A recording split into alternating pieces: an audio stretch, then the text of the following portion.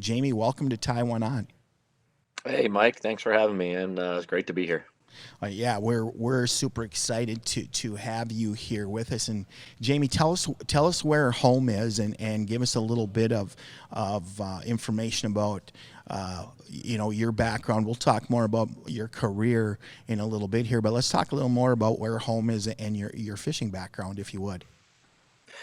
Currently, well, I have been living now, it seems like just yesterday, but living in North Carolina, just outside of Fort Bragg, so kind of the backside, Pinehurst. Some guys may be Hmm. familiar with that, big Gulf area, but Hmm. it's on the backside of Fort Bragg. So I moved here in 2000, and yeah, we're here. I've retired since, but our roots have been dug in, so this is where we're at, and just a little bit about my fishing background. I grew up fishing. I think like most people, just had a big passion for it. My grandfather used to take me quite a bit, and my dad would take me. Did a lot of. I grew up in New England, so I grew up in Connecticut. Did a lot Okay, of trout fishing. Used to tie my own flies. Just really cool. enjoyed that, and fished for anything that would give me a little bite on the end of the line. And once I moved down south, with the military, that's kind of where I really got into bass fishing, and it sort of fishing took a whole new venue for me, if you would. Sure, sure. Let's talk, Jamey. You were special ops in the military. Tell us about that career, how you landed in that part of it, and a little bit about what you did. Yeah, so I did. I spent my whole career in special operations. When I joined the military, I knew it. I knew at a young age. I knew when I was a kid. I mean, just running around, playing cops and robbers, and being outside all the time, building forts in the woods. And I mean, the army was what I wanted to do since I was little. So I had gotten some education. One of my older sisters, her boyfriend at the time, they ended up, now he's my brother-in-law, but he sort of directed me on my path. He's like, yeah, if you want to do something that's different, you definitely want to be in special operations, sort of the Army. I mean, there's different routes. Army has theirs, Navy, everybody has their own. But he was a prior Ranger in the Army, so he could tell me a lot about that path, and it really appealed to what I wanted to do. So, yeah, I came in, got a Ranger contract, so I was at least guaranteed a shot at it. Of Mm-hmm. course, I had to pass multiple selections and meet all the requirements, but met everything, and spent about 7 years in the Rangers and Ranger Battalion, which was in Savannah, Georgia. That's what brought me down south and got me the bug with bass fishing is when I was stationed there. That's cool. That's cool. So, talk more about special ops. I know that if you watch certain television shows or movies or whatever, it's a role that kind of gets glorified at times, and rightly so, probably. But tell us a little bit about the day to day life of a person like you in special ops. What's it like? Walk us through that, if you would. Yeah, so it is a little different than being in, I guess, the regular army. Hmm. It's still, once you get to your duty station, I mean, it's kind of a 9 to 5 job, pending all the weekends and deployments and Hmm. training and everything. But, for me, my job was a little bit different. I mean, I was at a unit that sort of at the peak of the special operations community. Had to go through multiple selections and things to get there, but it was what I wanted to do, and we were given a lot more freedoms. We had relaxed grooming standards, and we had a low vis mission, like that's low visibility, so we had to sort of blend in. And I've spent times in numerous countries where I had to look the part and look Hmm. like I belonged in that country or was born in that country. And so we were given a lot more freedoms. I mean, our daily life back here at home, we went in and we trained. We shot a lot, a lot of rifle, pistol, and did CQB, and trained on Hmm. all our different tasks. And then you come home at the end of the day and hang out with the family and do your Sure. do your normal life. But then there were times where the phone would ring, and off you were in another country in a short time, and doing what you were trained to do. But it was fun. I enjoyed it. I mean, I did 21 years and a Wow. little bit, living that lifestyle. It's what I wanted to do since I was a kid, and yeah, I enjoyed it. I really did. That's cool. That's cool. So, what can you tell us about an op? Can you walk us through an op, or is it classified, or what can you tell They're, us? I mean, just in general, they're all different, but Mm-hmm. the majority of what we did, I mean, let's just take like Iraq. I mean, we were very busy in Iraq. I was in country in 2003, right after the war kicked off, and Wow. I did 10 deployments to do just Iraq. But Wow. you know, on a normal night, I mean, we'd just be hanging out in, you know, our house that we lived in, and watching the different targets, or, you know, the things that the guys that we were going after, whether they were um, like you know, we called them HVTs, but high value targets. So if you remember early on in Iraq, we had that deck of cards, the Mm-hmm. 52. Mm-hmm. I mean, those were our guys. That's who we went after. And when one of them would pop, either we'd get some information via, we call it human, which is human intelligence, sources and different people that would come in and tell us things, or we'd get SIGINT, which is signal intelligence, that would come in. Mm-hmm. Then we would basically go after them. So we'd find out where they were, and we'd go roll out in helicopters or in vehicles and go knock the door down and go inside, grab them, and bring them Wow. back and hear what they had to say and get more intel from them. Wow. That's crazy. So, talk a little bit, if you would, about. I mean, is it a mission or a deployment situation where you're constantly in fear of what could happen, or how do you deal with the anxiety and some of that has to go um, along with that style, with that lifestyle? It is. I mean, once you get into country, I mean, obviously, you know, there's the threat that's there Mm-hmm. in country. So you're always watching your back, but you know, for the most part, we live in safe areas. For the most Sure. part, there's plenty of times that I've lived in safe houses and I'm living in town amongst everybody. Mm-hmm. Um, and you just sort of that at that point trying to blend in. But Mm-hmm. yeah, I mean, you we're a little different in just, you know, there's a big selection process to get to where I was. Sure. So we are, everybody mentally is a little bit different that can be put in Mm-hmm. those situations. But you know, even for just anybody in the big army, you know, they still are going on these deployments and they're living near us in the same areas, and you know, they may not be going outside of the base as often as we did, but you know, there's always that threat. There's the threat of incoming fire. So Mm-hmm. it is. It's difficult to deal with. You know, you're always, you know, you're always on edge. You can't ever really turn off until you get Mm-hmm. home, and then that's, you know, guys have issues with turning off when they get home.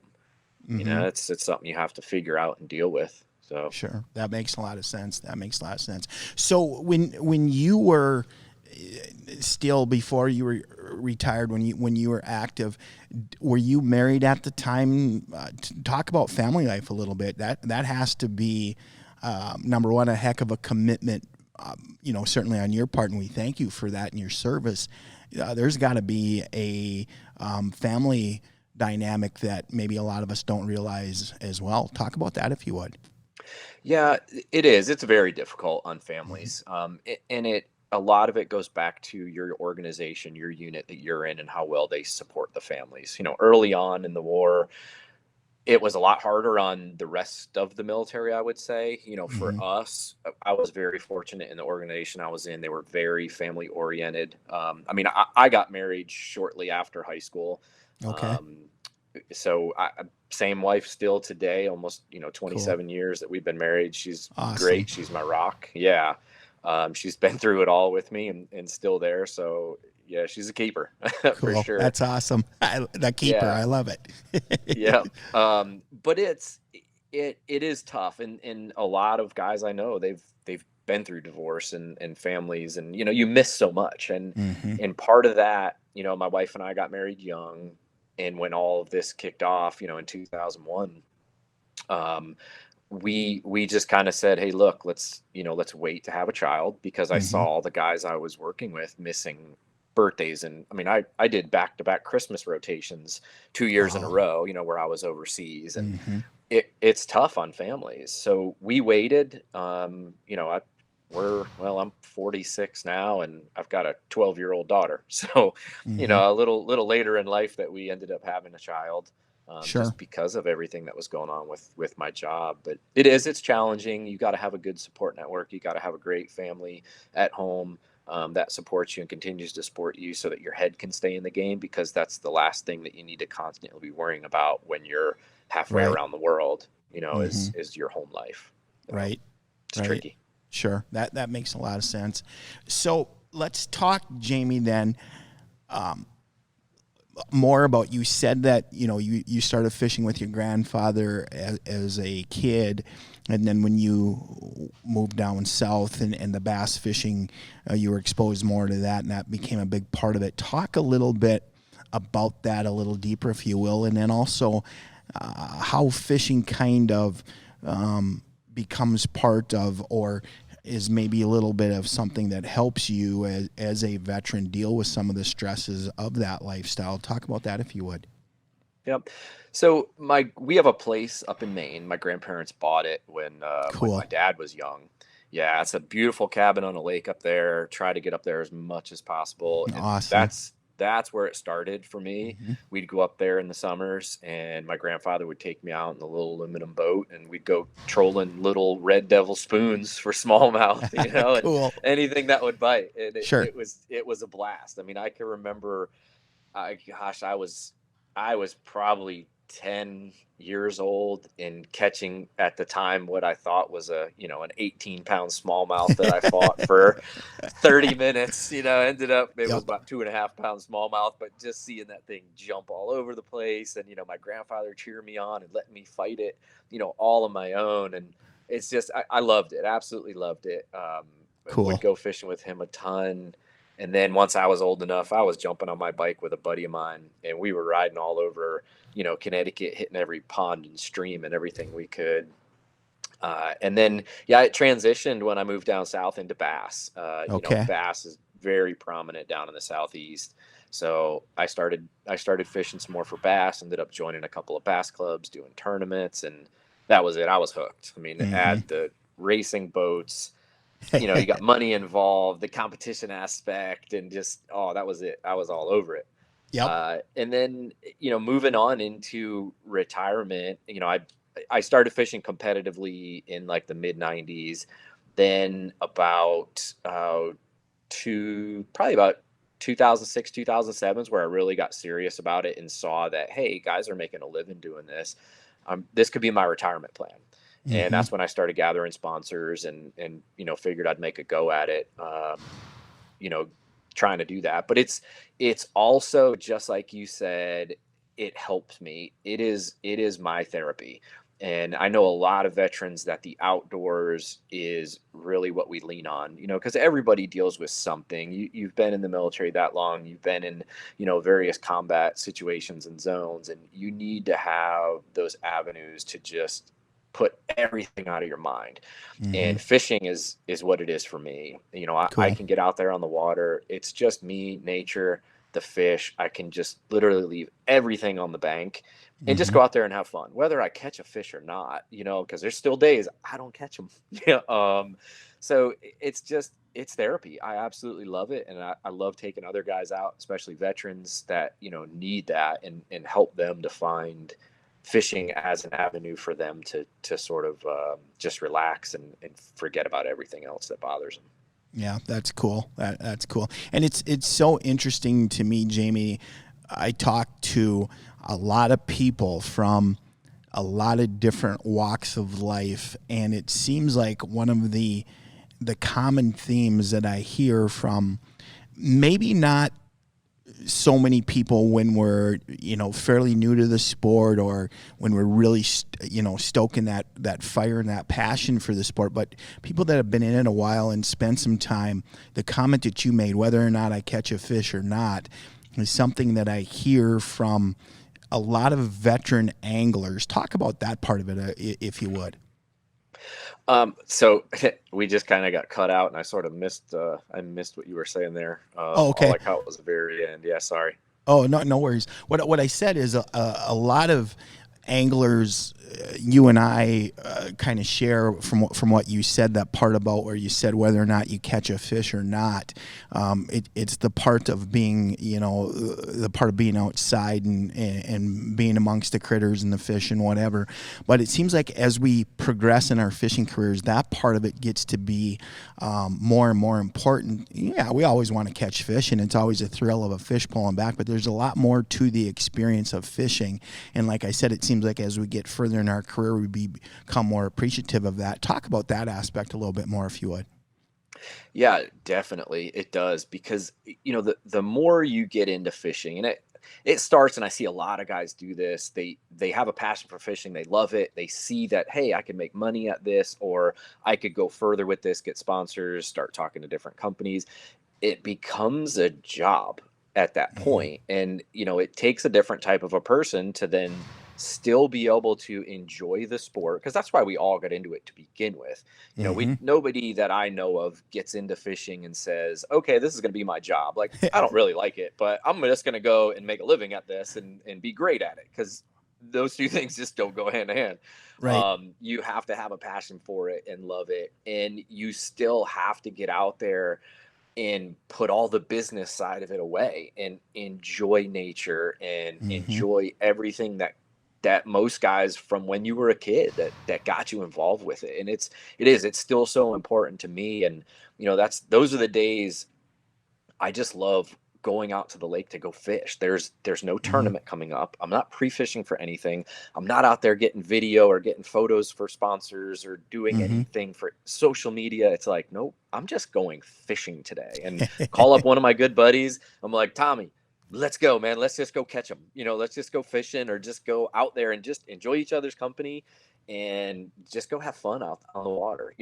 Jump off the boat, go swimming, just enjoy the outdoors and have a good time. You definitely have Right. to keep doing that. Right. Yep. That's cool. So let's shift gears then. Let's talk about the fishing career part of it for you. You've referenced tournaments and gathering sponsors and so on and so forth. Walk us through that process a little bit, if you will, for how it evolved for you, and then kind of where you're at right now in terms of what you're fishing in terms of tournaments, and then also your kind of your sponsor portfolio as well. Yeah, so for me, it was a little different than what it is today as far as getting sponsors and how everything goes. Nowadays, it's all about social media. Mm-hmm. I mean, I hear it from some of my sponsors. Guys come up at a booth during ICAST or the Classic or whatever, and they want to talk about, oh, I'm looking for sponsorship. And the first thing they ask, oh, well, what's your social media like? For me, it was different because there wasn't a lot of that when Mm-hmm. I got started. Yeah, the internet was out there, so social media was there, Facebook was there, um, but it was still, you had to catch them. You had to Mm-hmm. be doing well, or have a good presence, and let people know who you were. And it still was and still is today a little bit of the good old boy system. Sure. You when you know people in the industry and they can introduce you to others, then it does help. They can say, no, he's good. He's, can fish, and he's, got good presence and can speak and do seminars and whatever it may be. That always helps out. So it's changed from when I started to what it is now, and I've had to grow. And I'm sure, just like you, we've had to adapt social media, and now you've got your own podcast, which is great, and you're able to promote your sponsors and do everything via that channel, which Mm-hmm. which definitely helps. um, so it's been a learning curve for me, and trying to stay on top of all the technology and the way things are going, but it's been great. I mean, a lot of the companies I started with, I'm still with today. I mean, Cool. Strike King was one of them. Mm-hmm. Strike King's a sponsor of this of the podcast and with you, and they're a great company, a great brand. I got started with them early on. Alan Ranson at Strike King's the one that really helped me out a lot with getting me involved with a handful of my other sponsors. But running down the list real quick, I mean, Multicam, which is a camo pattern, so kind of bringing that over from the military side. Multicam's a sponsor of mine. My boat's wrapped in Multicam black. CNG Holsters is a sponsor of mine. Bass Cat boats, obviously I run a Bass Cat. Sure. Humminbird and Minn Kota for my electronics, Oakley Eyewear, Black Rifle Coffee's a big sponsor of mine, Mercury, Strike King and Lose, of course. And then I run VMC Hook, Suffix Line, and then CCW Safe, and Okay. FTA so they're like kind of insurance plans for shooting. So what's unique for me and has been great for my fishing side is my whole tactical background. So that whole military background, my tactical training that I do now, my tactical company, 1 Minute Out, it helps me out. And I tell guys, if I was going to give some advice to any listeners out there that are looking to do something sponsorship wise, is the more things that you can bring to the table, the better off you are. I mean, there's a million anglers out there that just fish. So Right. having something unique, for me, it's my military background, Sure. and, being able to bring that a whole nother market, like the tactical side and all the Hmm. followers and everything I have on that side with my 1 Minute Out business, into the fishing industry. I can post fishing stuff on my 1 Minute Out page, and that's a doorway where I can bring fishing companies into a tactical market where they have no way to get in there. So Right. I'm their doorway. So that holds value for me, Uh, and I definitely leverage that and use that. Yep. You made a comment as we had that previous discussion that I want to expand on a little bit. And this it might ruffle some feathers, but that's okay. One of the statements that you made is you said back then, before social media, you had to prove that you could catch them.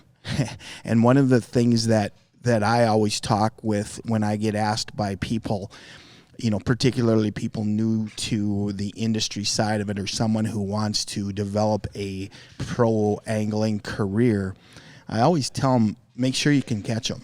Because I think one of the things with social media, it's easy to put up a Facebook page that says pro angler. Back when I started, and I'm guessing it was the same when you started, the first thing you had to do is you had to show people that you could catch them and had some expertise. And then from there, for me at least, it was, well, how do I get the word out about the things that I do? And, for lack of a better way of putting it, how do I show people that I can catch them?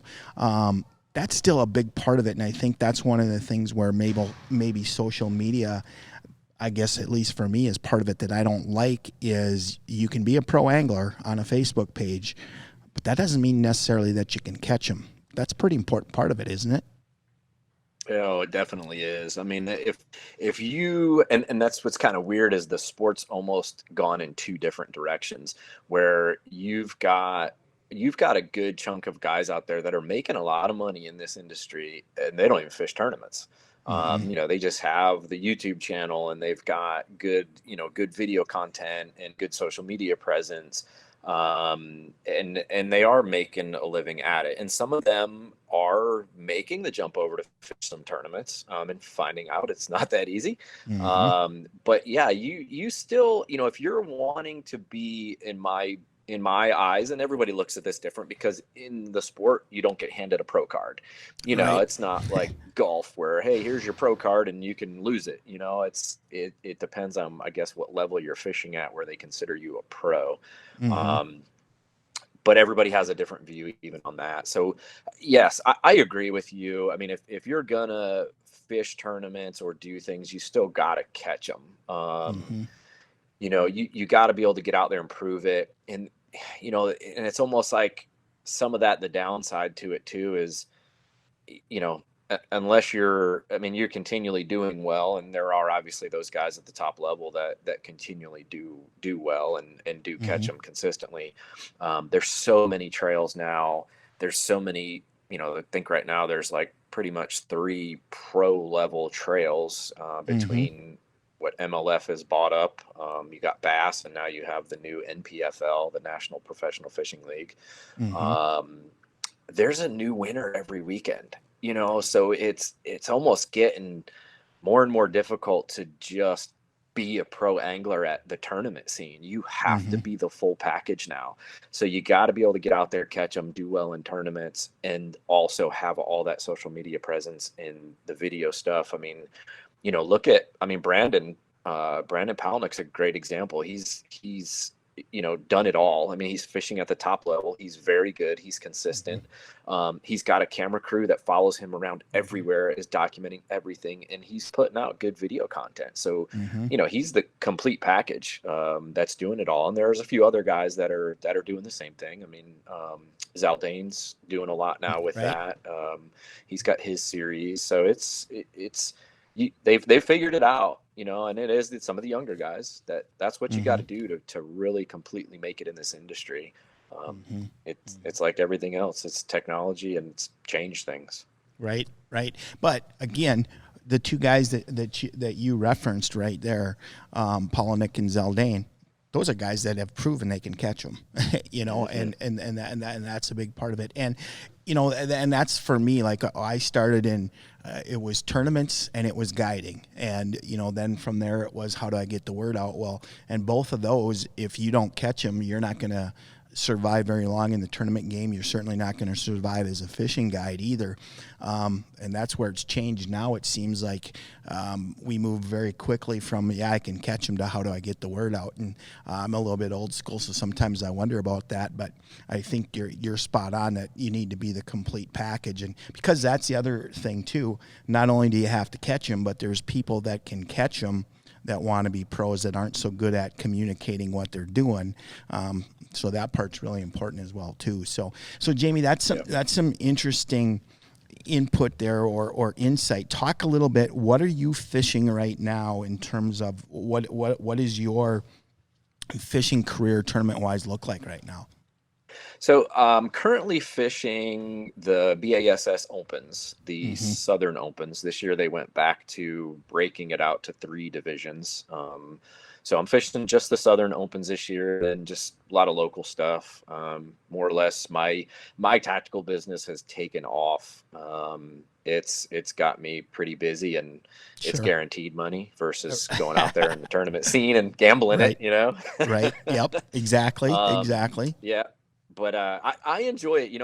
I'm very happy in my career where I'm at right now. I mean, I've fished FLW Tour.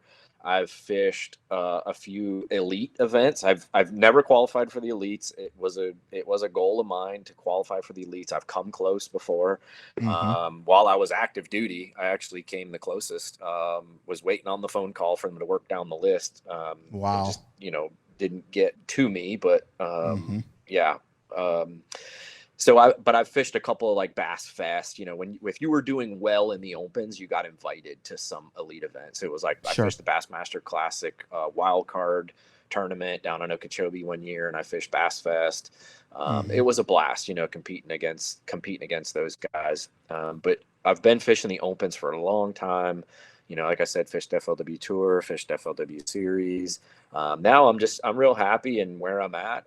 I'm able to pick and choose, but my tactical business is really kind of driving my schedule. So I have to get that out prior to the tournament schedules coming out. And then I just sort of pick, all right, hey, what's going to work for me this year? And more or less go out there and just have fun. Cool. So let's talk about American Heroes. I know that you have partnered now with Lose Fishing, and the Lose American Heroes is a program where they give back a portion of their sales through the American Heroes products to veterans. Talk about that a little bit, if you would. Tell us, explain, if you would, in detail about it, and then your role in it too. Yeah, so that's been very exciting for me.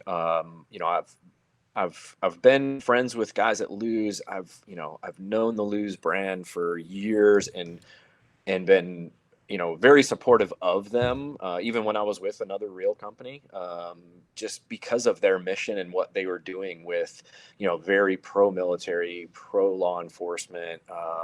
That's right in my wheelhouse. And then it all came together when, they reached out to me. So it was after Lose had acquired Strike King, because I'd been with Strike King for a long time. I got invited to come on board with Lose and be the ambassador for the American Hero program. And immediately was like, yes, excellent. I would love to. I want to grow this. I want to make this even bigger than what it is. I love the mission. I love what you guys are doing. And what they're doing is exactly what you said. So American Hero line is a line of rods and reels that all the proceeds, the profits from that go back to support veterans and first responders. So they Cool. donate a ton of product to different charity events, law enforcement events and veteran events, fishing tournaments, whatever it is. They donate a ton of that product line so that guys can go out there and go fish and have gear to fish with. And then also from the sales of it, they donate to support different veteran and first responder organizations.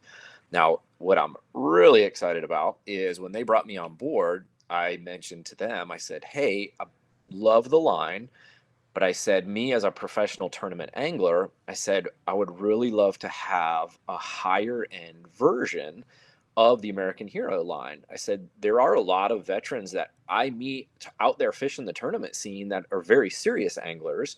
And this line is great, but they're looking more at your high end line of rods and reels. I said, what if we develop a higher end version of this American Hero line? And they were all about it. So Cool. we've been back and forth on samples of rods, and we're working reels. And I was hoping we were going to launch it this year at ICAST, but we're still working through a few things. We don't have it quite hammered out on what the final product's going to look like. So I think it's going to be a little later in the year launch, but be on the lookout for a higher end version of this American Hero line that I've pretty much developed from That's top to cool. bottom, and that's rods and reels, and I'm excited about it. Yeah, it's gonna be great. That's really cool. So, Jamey, we're gonna run out of time here a little bit, but before we do that, let's talk. I'll just put this out there. You're coming to Minnesota here in August. We're going to film a Fishing the Midwest television episode. You and I are going to fish bass. I'm not sure if we're going to fish smallmouth or largemouth, but you're coming to Minnesota. Have you ever fished Minnesota or the Midwest? Have you ever been up here fishing before? I have been. Yes, I have. I'm trying to think where I've been. I've been all over the country fishing, but Sure. yeah, I've been up that way before. But I'm going to tell you, I absolutely love it. I love going up north to fish, whether it's smallmouth or largemouth. It doesn't matter to me. It's just getting out there. I know we're going to have a great time out there together. Sure. We'll catch something and we'll have fun. But I am looking forward to it. One, I need a vacation. I have been so busy lately. Right. I am so looking forward to that trip. Definitely. Cool. So are you going to be bringing some, I like sampling new stuff. Are you going to bring some of those rods and reels with and we can give a shot in the boat? I am definitely going to bring some up there. Yes. Cool. I've got some samples currently with me. I'm waiting on another batch, the next gen, to come in, but yeah, we'll definitely, I'll be bringing some up and we'll get a chance to look at them and get them on the show. So guys will get a first peek at them. That'll on be your cool. show. It should be good. Yeah. Yep, that'll be cool. All right, Jamey, hey man, we appreciate your time, and more importantly, we appreciate your service to our country and your family sacrifices through that as well. That's pretty special, and thank you very much for that. Oh, thank you, Mike. I appreciate that, and thank you for having me on. And I'm looking forward to getting up there and going out on the water with you. All righty, man. We'll look forward to it. And for our followers and our listeners out there, Jamey will be up in early August. We're going to be fishing the Alexandria area of Minnesota, a noted hot spot for bass fishing, tremendous largemouth fishing in just about every lake in our area. And we've got some booming smallmouth populations, some smallmouth populations that are really on the rise right now. So Jamey and I will be out fishing those bass, and we will be live on Facebook with some updates at that time as well. So again, Jamey Caldwell, we thank you for your time and service to our country. Thanks, Mike. I appreciate it. You guys have a great one. All right. Thanks, you too.